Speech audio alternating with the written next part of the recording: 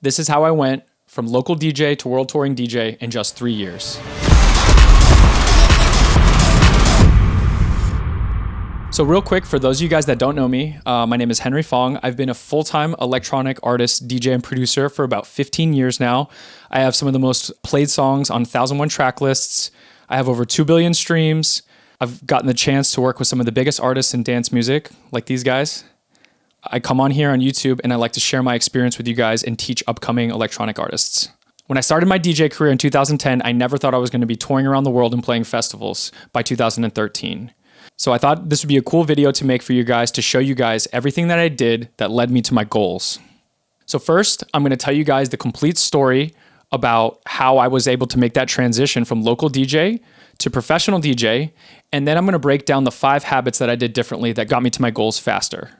So first, I was just a local DJ in my hometown of Orlando, Florida. I was a college DJ. I played weekly residencies at college bars, nightclubs, local places all over Florida. And one week, me and my friends decided that we wanted to strictly do a night ourselves and we wanted to play only dance music. So we created a promotion company and we started promoting the night. We worked with a local club called the Night Library, and we decided that we wanted to host our party here. So we worked out a deal with the owner, and they gave us Wednesday night.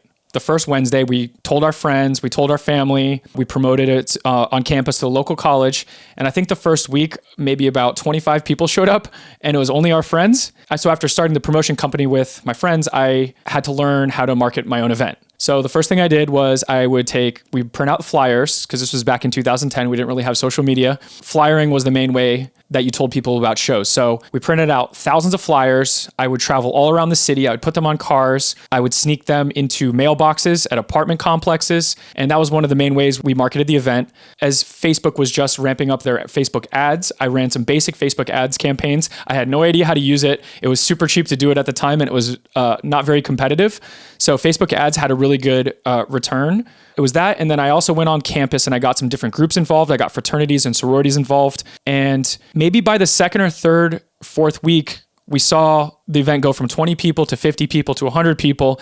And then before we knew it, by 6 months in, the event was sold out, lines wrapped around the block. And me and my friends, we kind of had our first taste of what it's like to have a successful dance music event. Now, the important part about this story and why I'm telling you guys this is because me and my friends, we got to learn every part of the business of throwing an event. We got to learn how to market. We got to learn how to do business deals. We got to learn how to curate DJ sets. We got to learn how to just how a nightlife night functions. And there were so many valuable business skills in that.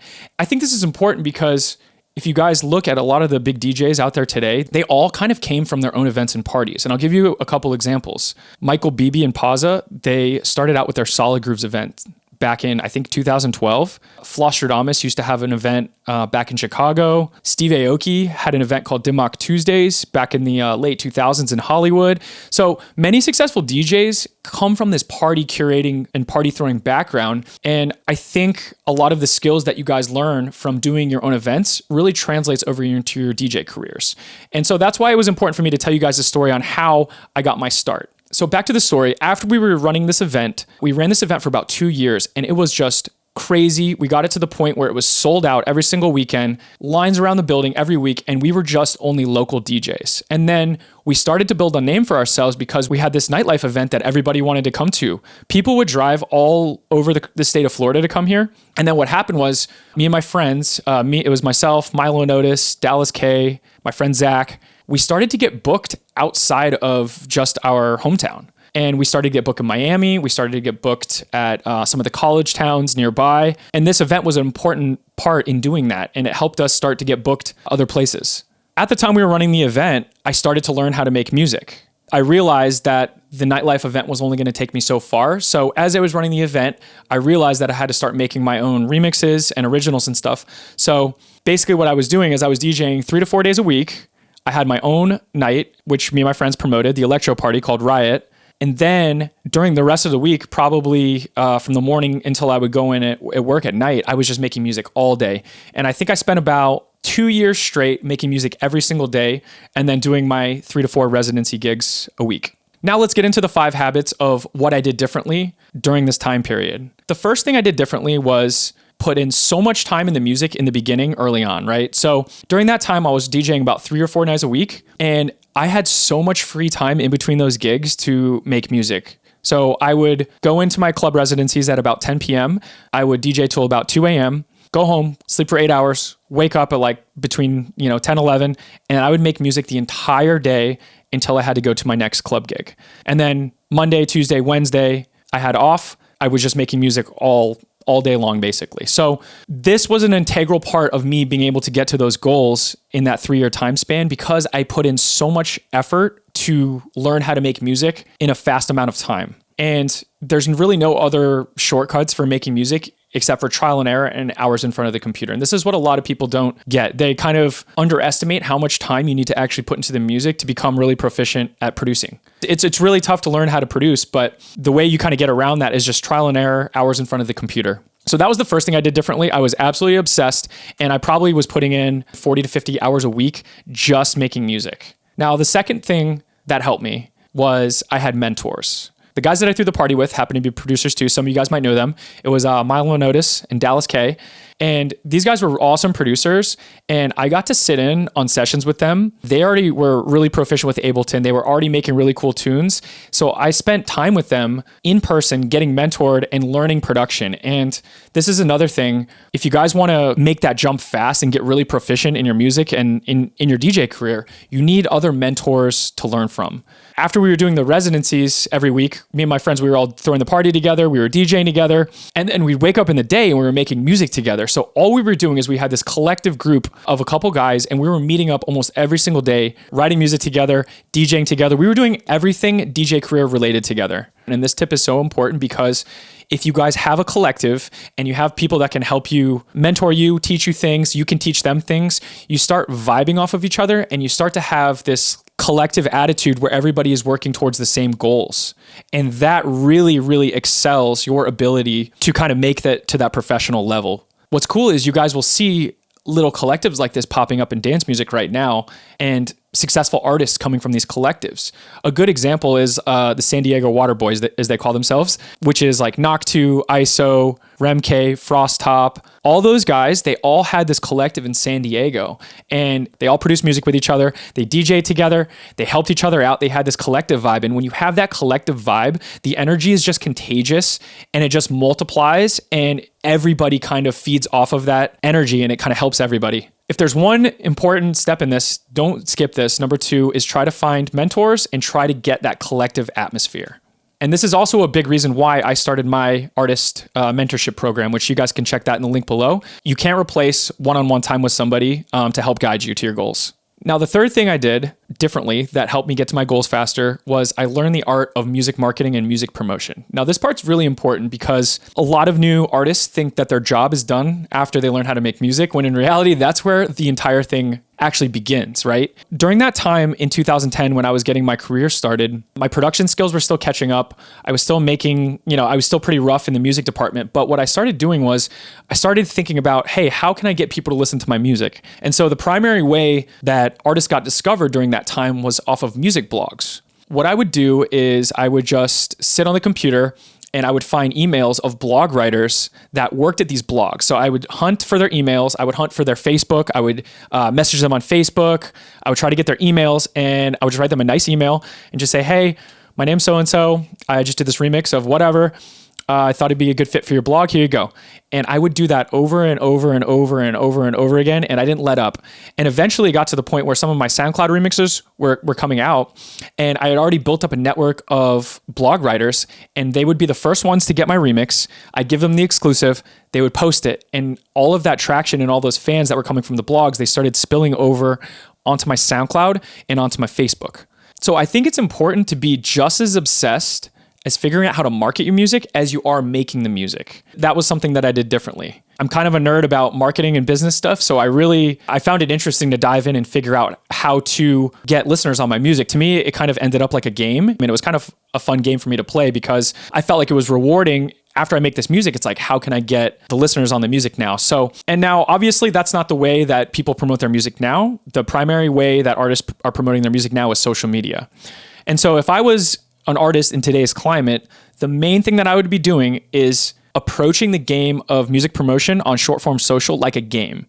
And you'll notice any game you play, you just need to play it long enough and you can figure it out and you can master it. And I feel like doing short form social media is that way in promoting your music, right?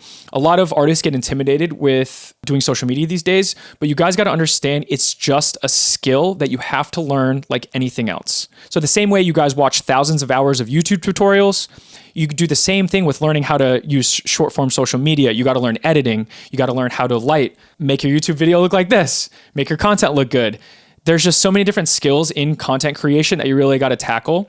But my biggest tip for you guys is to approach that like it's a game, and it's a game that you can learn how to play and you just have to play it. So if I were a new artist in today's climate, this is all I would be trying to figure out. I would work on my body of music, get my music skills sharpened, and then I would approach short form social media and say like, how am I going to master this? I can master this. And then I would learn the skills, how to do that. It's actually crazy now how quick your careers can change overnight with short form social media. The market is way more oversaturated now with artists trying to promote music on there. But the catch is, if you're able to cut through, you can change your career overnight now. And we didn't really have that ability back in 2010. The main way that we had to build fans was slow and steady. We had to release with record labels. We had to send our music to blog writers and things like that, right? Today, you guys just finish music on the computer. You go over to short form social media and you just start posting. And if you post correctly, you figure out the game of social media, you can get insane results and you can change your career in one post. The fourth thing that I did differently that helped me get to the goals faster was timing. I was in clubs basically 4 nights a week at this point in my career in 2010, and I really had a good pulse on what was coming up, what sounds were cool, what DJs were playing. My finger was on the pulse with the entire dance music industry because I was in the club so frequently, and that really helped inform the styles of music that I wanted to make. And I really got my big break when I pivoted my sound a little bit more big room, fell in love with it, and I stuck with that. And the timing ended up being perfect with that. And here's another part a lot of artists don't realize is that it's like you're a surfer and you're able to catch that wave right at the right time. If you're too late, you miss the wave. If you're too early, you're waiting too long for the wave. So being in the club 4 nights a week gave me the advantage of having my finger on the pulse, and I was able to catch that wave right at the perfect time, which helped launch my career.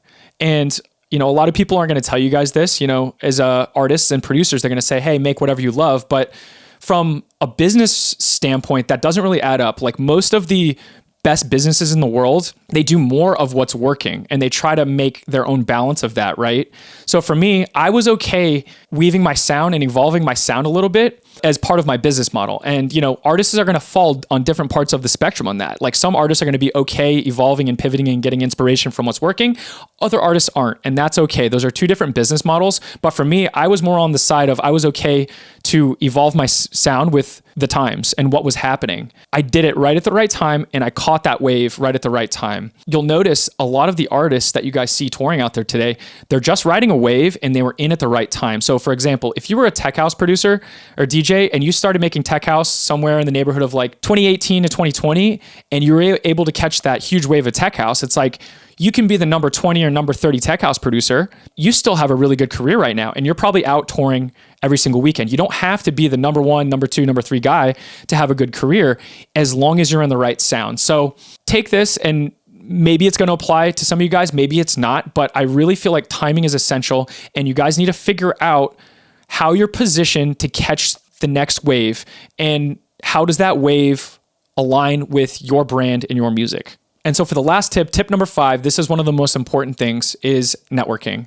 And, I'm sure you guys have heard it before, how important networking is, but I'll tell you a story. So after I was done throwing my local party, we kind of peaked out. Our night was sold out every single night. We started getting other opportunities to get play out of the state. Me and my friends, we all decided to pack it up and move to LA. So when we moved to LA, the first thing that I kind of thought to do was just start immersing myself in the culture. I wanted to get gigs. I wanted to start meeting artists. So what I did was every single Friday night, I would get in the car and I would drive an hour to, at the time, the hottest party in Hollywood. It was called Control at Avalon, which was a groundbreaking party at the time for dance music across all of North America. And I would get in the car and I would drive from Orange County, California, all the way to Hollywood. I did that for about 2 years straight. I drove every single week. an hour there, hour back, and I just try to meet as many people as possible. So people that work the door, promoters, other artists, people that worked at the club.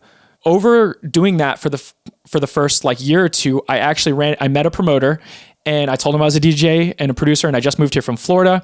And he actually gave me my first closing gig at the Avalon, and I got to close for Bob Sinclair.